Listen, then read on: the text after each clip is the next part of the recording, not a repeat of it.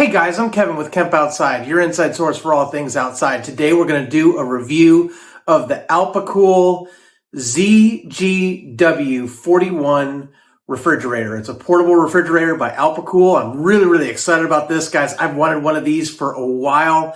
I get so tired of constantly having to put ice in my cooler when I'm camping. So having one of these things that I can just plug in and run off battery power or offshore power when I'm at the campsite, guys, I am super excited about this. Let's tear into the box and see what we got.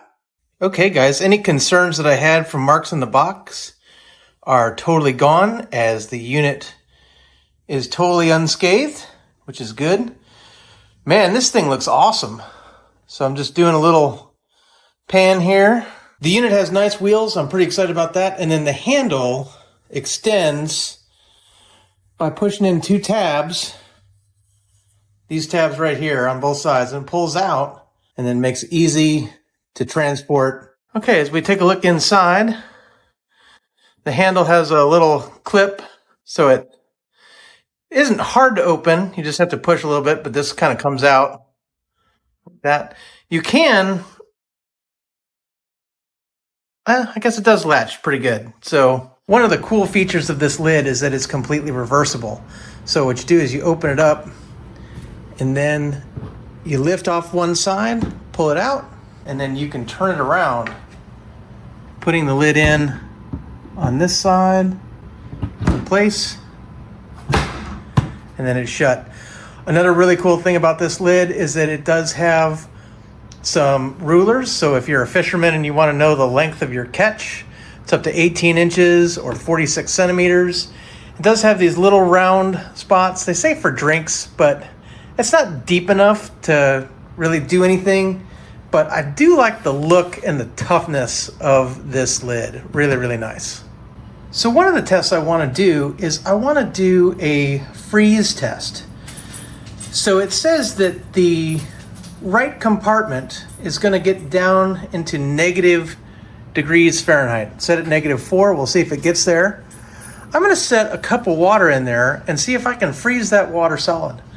I'm also going to take a second cup of water and I'm going to set it down in the large basin to make sure that it doesn't freeze, to see if we truly have dual temperature zones. And close the lid. Okay, so while it's running, basically I figured it out. So if you hit the positive or negative, that's how you change the temperature on the side that you're on.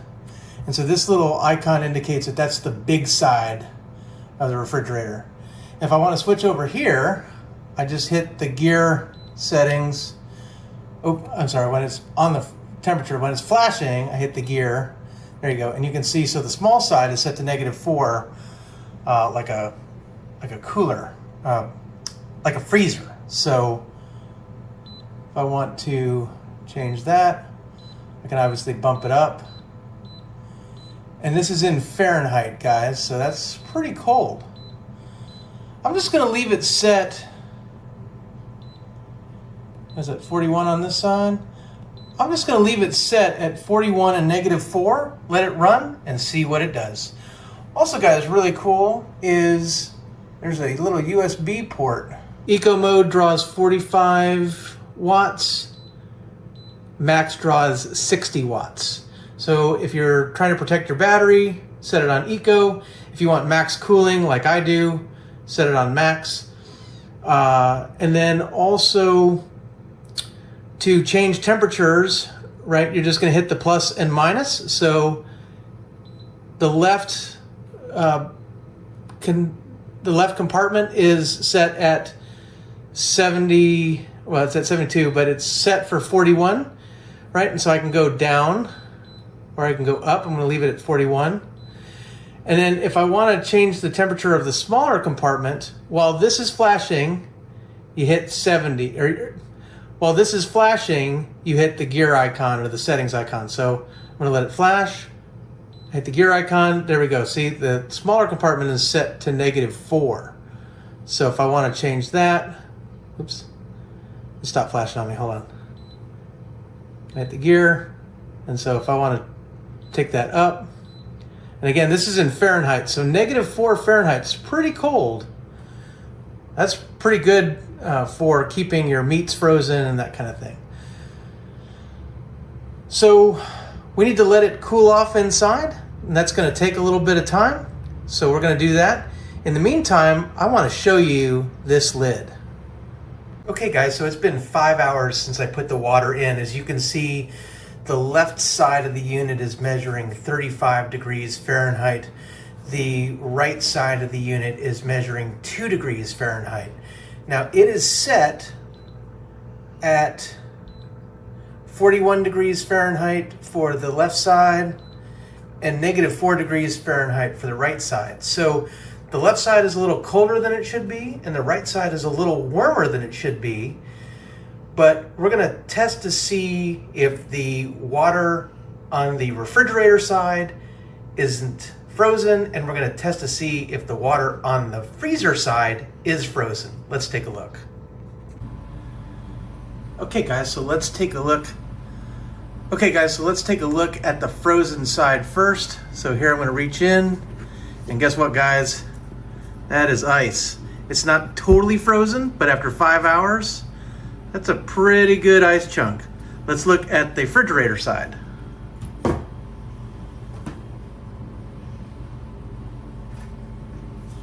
So the refrigerator side is water, and it is cold water. That would be a nice temperature for a beverage. If I wanted a cold bottle of water to drink, that would be a great setting. The ice froze on the side that's supposed to be frozen, and it didn't freeze on the side that's not supposed to freeze. But it's definitely cold water, so it's definitely going to be able to keep things cold. It's definitely going to be able to keep things frozen, and I'm really looking forward to using it, guys. I'm going to be able to take, you know, steaks and chops and chicken and shrimp and sausage and brats and all the stuff that I would have to reprovision halfway through my trip because I couldn't leave that stuff in a cooler that long. I can now take it frozen and leave it frozen and pull it out as we go. So for us taking extended camping trips, we're going to be able to go and keep our stuff frozen and ready to pull out and thaw when we're ready to use it. So this is fantastic. And like I said, guys,